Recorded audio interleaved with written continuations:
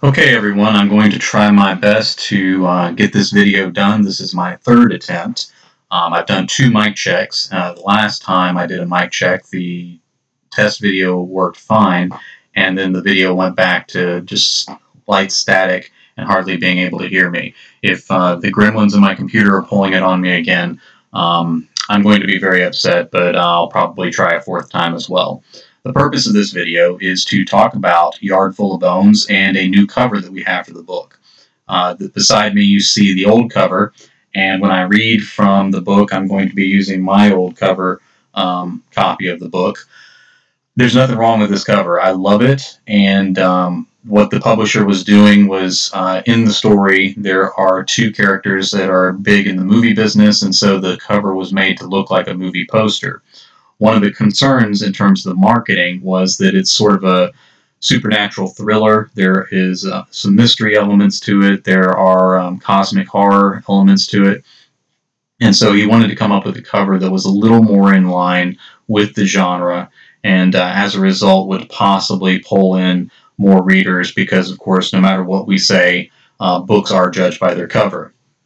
And so we are attempting a different version of the cover, which is available now.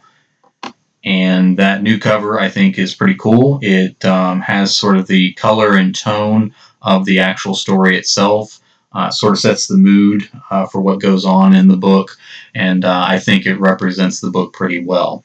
I wanted to go ahead and read from the beginning of the book, and then you can decide if the other chapters are worth checking out.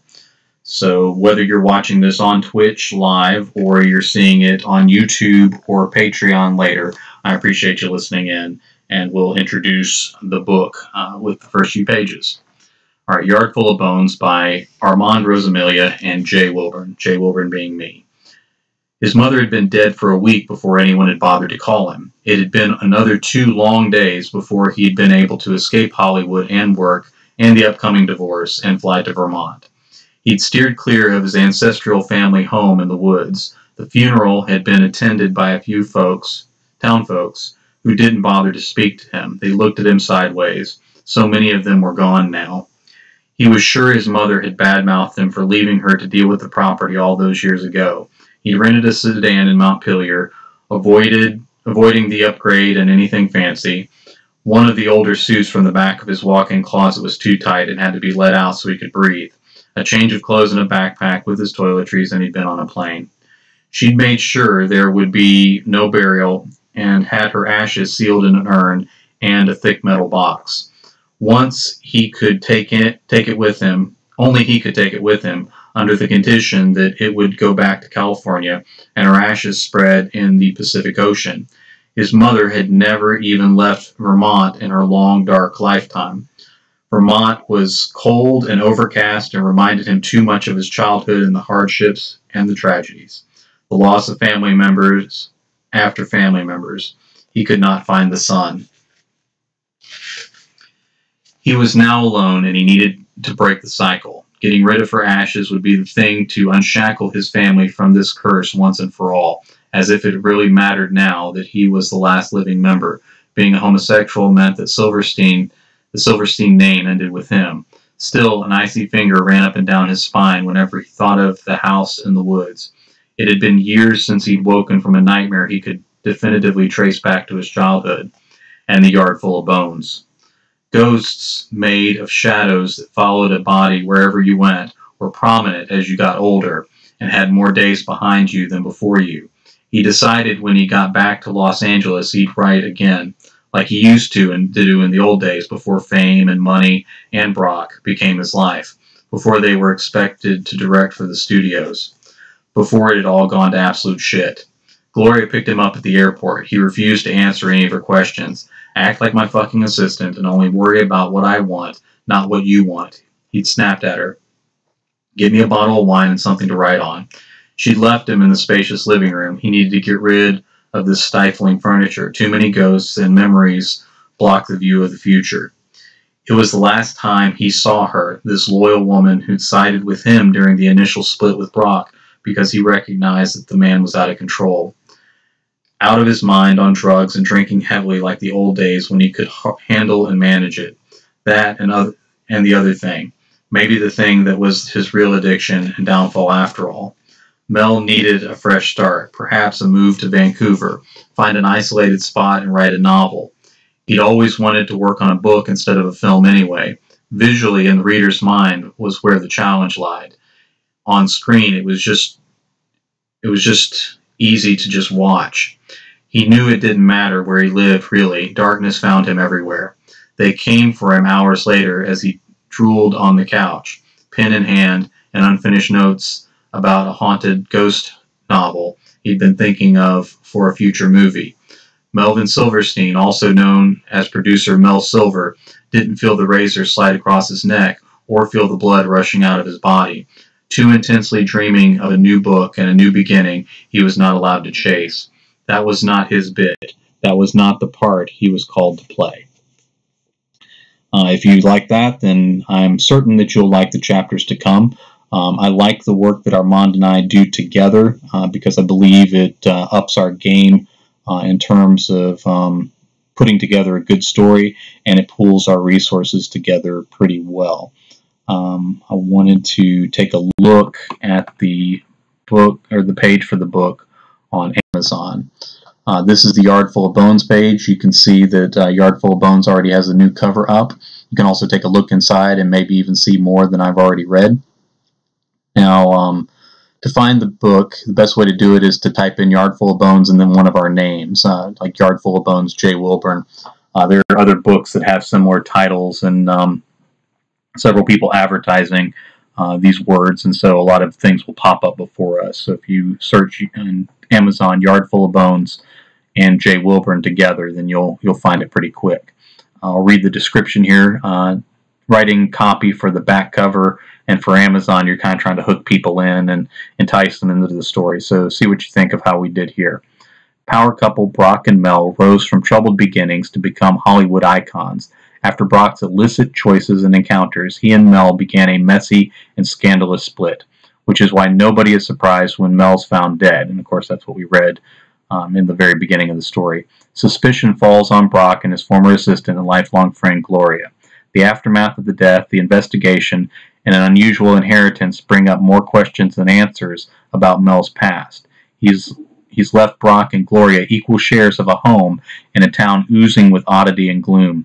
Shadows loom large, and the more they dig, the darker and more violent the answers become.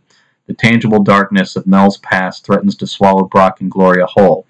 The consequences of Mel's death close around them from both coasts, and in the end, they may be unable to escape what trapped Mel and so many others over the decades. Brock will discover some mazes where we build for ourselves go far deeper than our normal world, as he and Gloria try to escape a yard full of bones. Hopefully that hooks people in. I think it's a pretty good copy. So let's take a look at some of the reviews. Again, when we started writing the story, it had some supernatural elements to it. Armand is a really strong crime fiction writer, and so there is a very cool sort of noir mystery tone underneath the story itself, and then the cosmic horror supernatural elements went over it. When we got to the end of it, I was kind of surprised to see how much of a mystery story it really was in terms of its tone, and I think it's a cool combination. A superb blend of mystery and cosmic horror, Steve Wands says, so maybe we're right.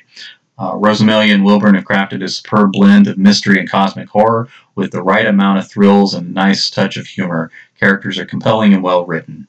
And then another great story by two of the best authors. What I like most about their collaborations is the writing is always seamless, as if it were written by the same person. She is probably referring to the book, The Enemy Held Near. And in that book, that was our first collaboration, Armand and I, and it's a ghost story that kind of reflects the relationships of the living characters in the book. It's probably one of my stronger works, and it's one that I typically will steer people towards if they're trying to consider me as an author.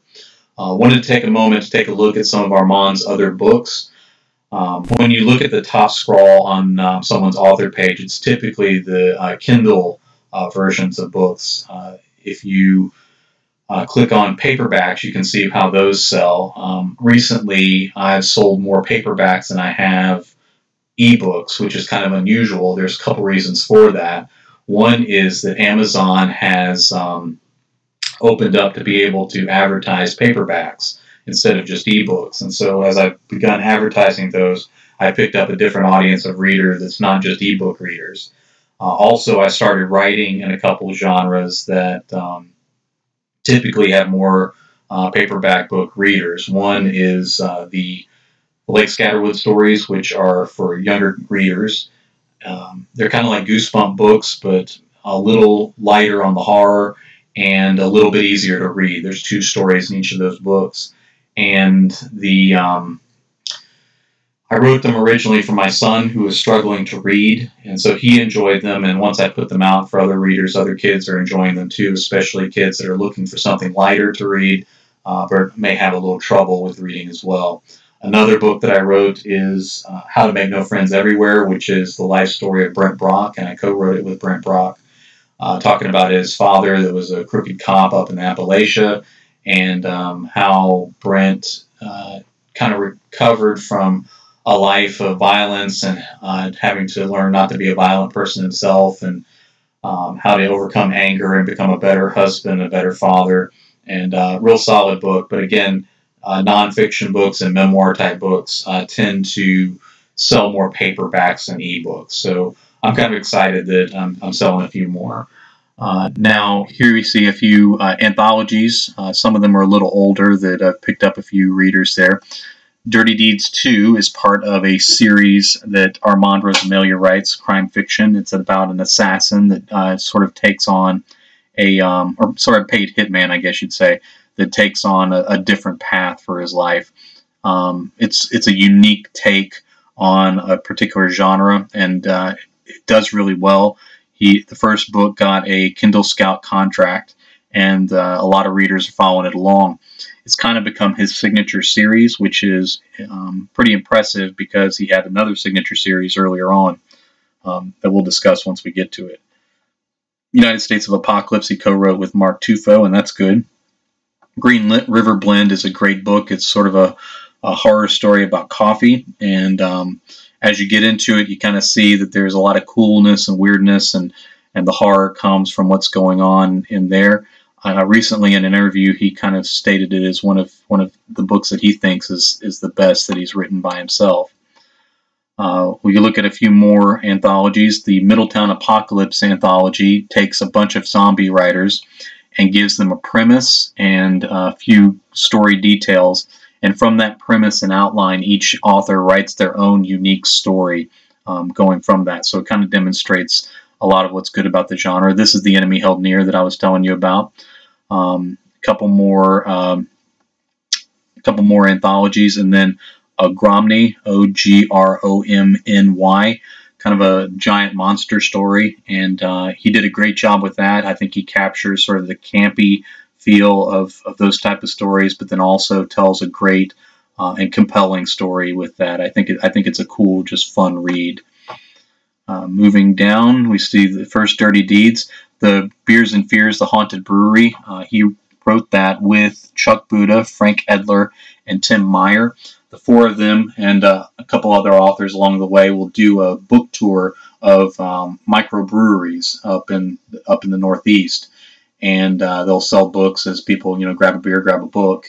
And they did this, I guess you call it an anthology together, and centered around one haunted brewery, and each of them write their own story that I believe are interconnected as you go through there. Keyport Cthulhu is another great book that he does, kind of Lovecraft and cosmic horror set up in the New Jersey area. All right. The Flagler Beach fiction is contemporary fiction and good beach reads. He has several of those that do well.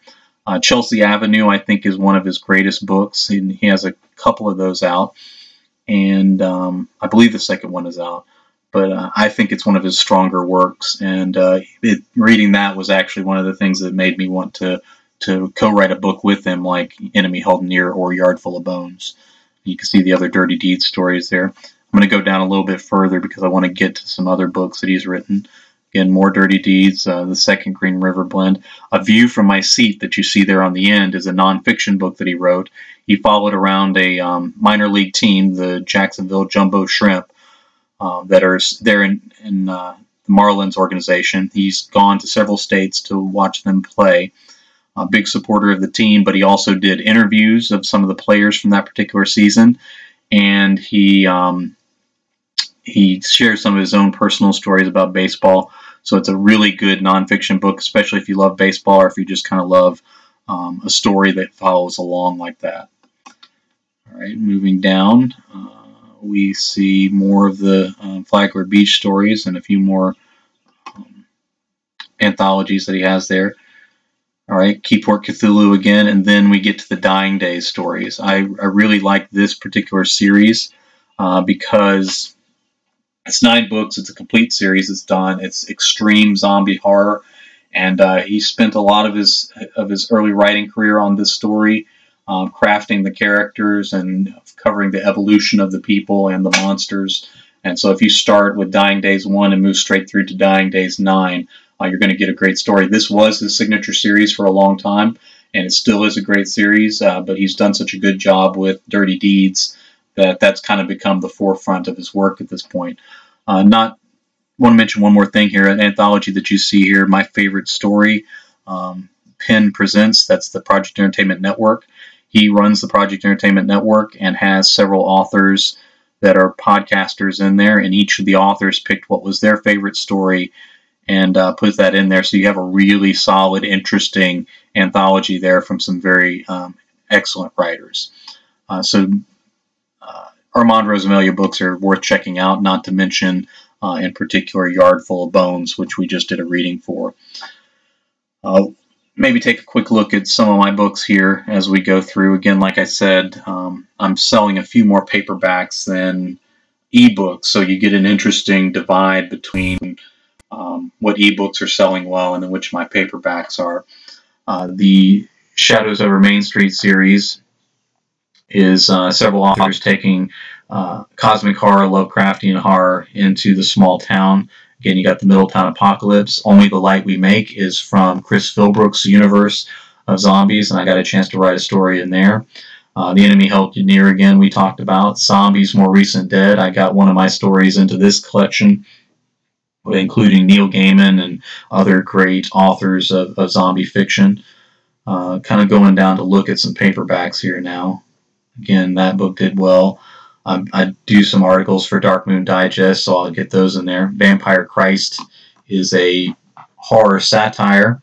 It can be read as a straight, hard-hitting vampire novel, but then also has satire of politics, religion, and sort of current events and the social structure of our culture at this point. And so a lot of people like it for the humor, where it kind of sends up those institutions in our modern society, but then also enjoy the vampire story. Basically a disgraced preacher who spends his time as sort of a party hack on TV, pushing candidates for his political party, discovers that the Bible is really a secret history of vampires, and those saints from the Bible are vampires that are still active today and trying to influence global and American politics. And so you kind of get this him having to decide if he's going to turn into a vampire hunter and how he overcomes this plot by the biblical vampires. Again, How to Make No Friends Everywhere is down there. Another paperback doing well for me, of course, are those Lake Scatterwood books, and you can see book 1 there. Again, there's 2 books. There are 2 stories in each book. Easy reads for kids and like late elementary and middle school, and a little bit easier to read than Goosebumps and a little bit lighter horror too. So my son really enjoyed those. Then we have Best Horror of the Year, Volume 5. I'm proud to be in that one. Demonic Visions was another anthology that I'm in. All right, and we will go back to the screen here. Thank you guys for listening in, and assuming the sound actually worked this time, this will go up on YouTube, it will go up on Patreon, and hopefully you guys will enjoy it and maybe learn a little bit more about my co-author, Armand Rosamilia, and the great work he's doing. So again, thanks for watching, and I'll talk to you again soon.